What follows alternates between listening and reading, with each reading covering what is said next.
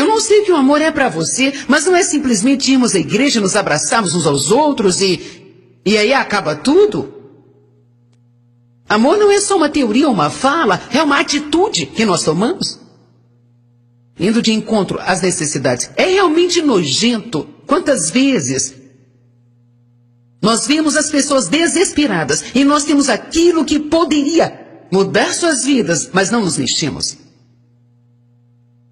Não nos movemos. Então, quando a garçonete veio ao meu encontro, eu quis fazer tudo bem simples. Eu disse, eu só quero lhe dar uma quantia de dinheiro, aqui está, para pagar o meu almoço e o almoço delas. E depois, você pode guardar o resto para você. Só fale para elas que eu queria pagar o almoço delas. Eu simplesmente diga para elas que Deus as ama. Muito simples. Bem, na noite seguinte, nós fomos para outro restaurante, onde a garçonete trabalhava, e ela falou, aquelas mulheres ficaram tão felizes. Primeiramente, elas sabiam quem você é, elas te assistem na TV. Esse foi um testemunho legal, hein? Eu realmente faço o que eu prego. Então, é sempre bom quando isso acontece, sabe? Porque é como se fosse uma, quero dizer, confirmação talvez para elas de que vale a pena ouvir o que eu falo, eu não sei. E ela disse, elas choraram. Eu disse, elas choraram por causa de um almoço de $20. Ela disse, não foi sobre isso. Elas disseram algo que você não sabe, mas Deus sabe. Vamos lá. Era que elas eram a mãe e filha, e o esposo daquela mulher, que era o pai da menina, estava no hospital em estado crítico. E elas estavam preocupadas. E quando você mandou-lhes a mensagem, diga para elas que Deus as ama, elas sabiam que era uma palavra vinda de Deus e que tudo ficaria bem. Então, estão vindo, é simples.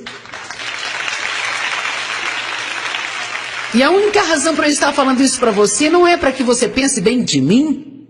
Nós sabemos que a Bíblia nos manda fazer o que fazemos em segredo, mas eu tenho que te dizer algo só para enfatizar o ponto, para que as pessoas entendam o poder que há numa simples, pequena ação de obediência. E você nunca sabe, quando Deus te chama para fazer uma simples oração, todos digam simples. Somente uma simples e pequena oração, Deus ajude aquela pessoa. Talvez aquela pessoa não sabia que Deus poderia ajudá-la. Ou talvez ela pense que Deus não se importa. Mas nós perdemos a oportunidade de orar pelas pessoas porque o inimigo tem nos convencido que a oração tem que ter uma certa postura, um certo lugar, bem eloquente, especialmente longa. Mas Deus trabalha se simplesmente pedirmos, Deus ajude aquela pessoa. Tudo o que ele precisa é de uma porta aberta. E você pode abrir essa porta através de uma simples oração de fé. Os nossos encontros começaram a ficar maiores. E eu tive que abrir mão de pôr a mão em um por um e ministrar e ter a oportunidade de talvez orar com as pessoas sobre coisas específicas. Ou impor as mãos para elas serem batizadas e eu não podia impor as mãos nos doentes que estavam presentes no local e também não podia ministrar libertação para todas as pessoas que tinham cadeias em suas vidas. Isso me preocupava porque eu queria ministrar as pessoas, mas sabia que não podia me matar. Porque quando a multidão fica deste tamanho, eu sei que eu tentei no começo, eu estava indo dormir 2, 3 horas da manhã, me levantando às 6 e eu não conseguia aguentar. Então Deus simplesmente me disse, se você orar a oração da fé e abrir as portas para o meu agir, eu os curarei, eu os tocarei, eu os libertarei. Então eu faço isso em todas as conferências. Em cada uma delas, eu tiro 10 minutos para orar pelas pessoas. Como eu fiz ontem à noite, eu poderia dizer que eu não tenho tempo para isso. Eu poderia ter pulado o batismo com o Espírito Santo hoje. Mas sabe, às vezes quando estou cansada, eu sou tentada.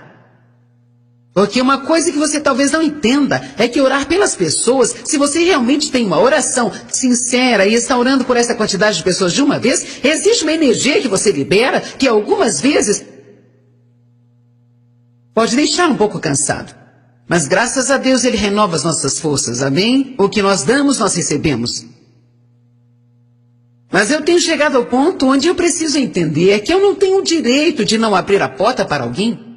Que sentido teria eu sair por aí dizendo que sou ministra, sem pelo menos abrir a porta para Deus trabalhar? Certamente eu não posso fazer isso.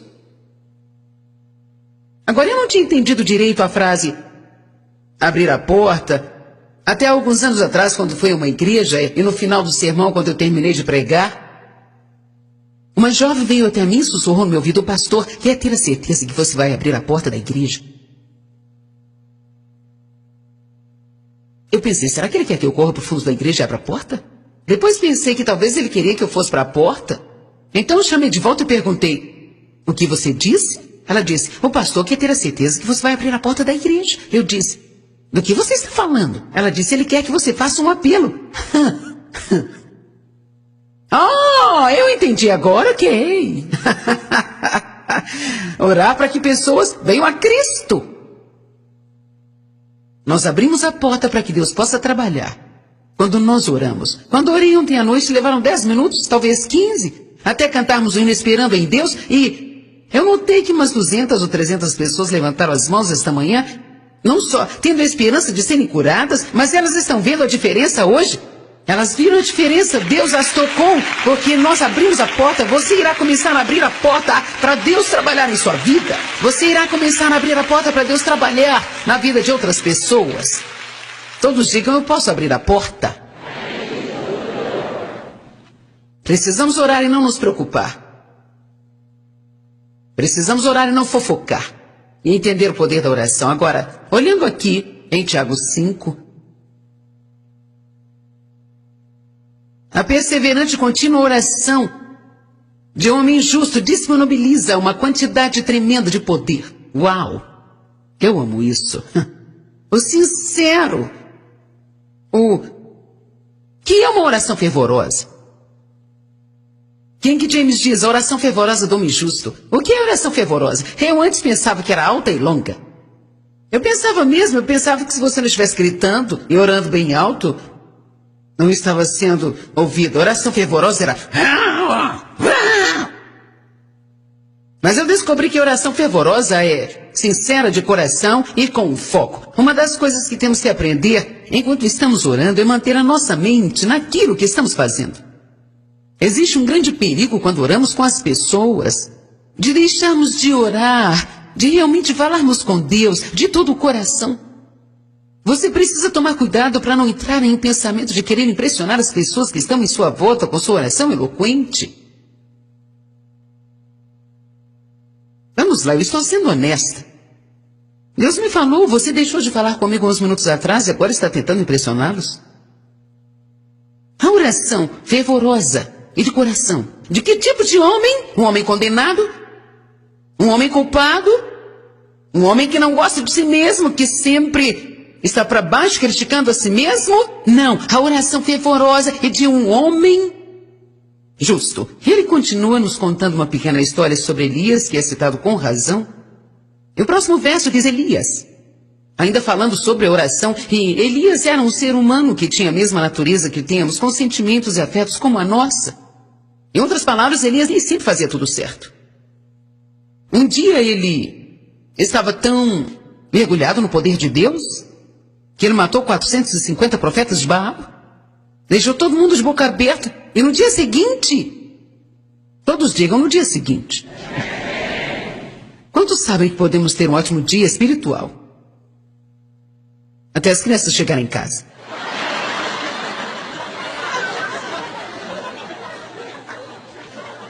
Eu descobri que eu podia me dar bem com todo mundo quando eu estava em casa. Quando elas chegavam que eu tinha problemas, e elas sempre apareciam.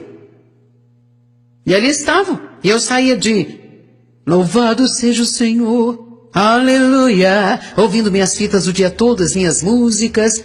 Então as crianças chegavam em casa e... assim como Elias, mas sabe, quando você age assim e depois vai orar, o diabo te diz assim: quem você pensa que é? É melhor calar a boca depois de ter agido assim. Então começamos a fazer aquelas orações rasas: bem, agora Deus, se o Senhor me ajudar, se o Senhor me ajudar. Essa palavra só significa fazer o suficiente só para atravessar. Deus não quer que sejamos medíocres querendo só isso. Ele quer que cheguemos com ousadia diante do trono do quê? Da graça. O trono da graça. Graça não significa que merecemos, mas podemos ter, porque Deus é bom. Então Elias, um dia, Era uma montanha de poder e no dia seguinte estava fugindo de uma mulher. Ficou depressivo, queria suicidar. Bem, Deus, se for para ser dessa forma, é melhor o senhor levar minha vida agora, porque eu sou o único que te ama. Ele estava tendo piti, como muitas vezes eu já tive também. É melhor dar um fim na minha vida, Deus, eu estou uma bagunça, eu não tenho razão para continuar, sabe? Mas foi desse jeito, Elisa estava bem assim. Vejamos o que aconteceu. Ele orou fervorosamente para que não chovesse, não choveu sobre a terra durante 3 anos e meio, e ele orou outra vez, e os céus enviaram a chuva, e a terra produziu os seus frutos. Então o que dizer sobre justiça? O que faz uma pessoa justa? Não fazemos todas as coisas certas, com certeza. Mas somos limpos pelo sangue de Cristo, e Ele nos dá o direito de estar perante Deus, e é um presente. A justiça é dada a nós, e como ela é recebida? Pela fé. Agora Efésios 6, falando sobre a batalha espiritual, diz: vestir a couraça da justiça. Vista-se. Pensa na sua jaqueta. Você pode estar congelando. Mas se você puser a jaqueta, ficará quentinho, no entanto, se não colocar a jaqueta, continuará congelando. Amém? Alguma vez você já sentiu frio e não estava coberto e sabia que tinha o cobertor aqui? Mas você estava com preguiça de sair da cama? Eu deveria dizer nós, porque também já fiz isso. Nós somos muito preguiçosos para sair da cama e caminhar 3 pés.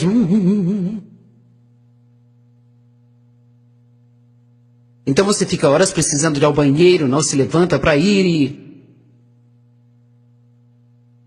Se você está se sentindo miserável, a culpa é sua. Deus diz: eu tenho te dado o que você precisa. Agora preste atenção. Eu já te dei o que você precisa através de Cristo para viver uma vida poderosa. Você não precisa viver em depressão, desencorajada, cabisbaixa, atravessando cada dia por um triz. Você pode ter a ajuda de Deus em tudo, mas você precisa orar. Você não pode fazer orações com falta de fé e dúvida. Você não pode ir diante de Deus cheio de condenação, se sentindo sujo, orar e esperar uma resposta. Precisamos entender isso. Sabe que existem muitas outras pessoas que constantemente vivem debaixo de uma nuvem de culpa e condenação? Essa é a sua companheira constante. Quando passam algo, o diabo faz de tudo para que cometa um outro erro e o ciclo começa. É um redemoinho de culpa. Você nunca conseguirá sair dele. Se você não souber quem é em Cristo e não tiver um bom relacionamento com você mesmo, é melhor parar tudo. Você não precisará fazer mais nenhuma oração sobre promoção, sucesso, prosperidade ou qualquer coisa. Você precisa parar tudo e você precisa estudar até descobrir quem você é em Cristo e até você ter certeza de vestir a justiça todos os dias da sua vida.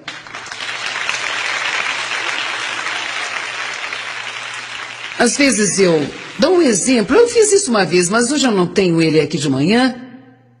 Mas eu penso que é como se tivéssemos um casaco que ficou mais sujo que poderia ficar, está com aparência patética. E aí nós temos um lindo roupão, o qual uma rainha usaria. Esse roupão está disponível para nós, mas existem pessoas que vão e usam os velhos trapos de condenação, mesmo que o roupão da justiça tenha lhe sido dado. Não é por acaso que a Bíblia diz: vista-se da justiça. Nós somos parceiros de Deus, Ele nos deu, então vamos vestir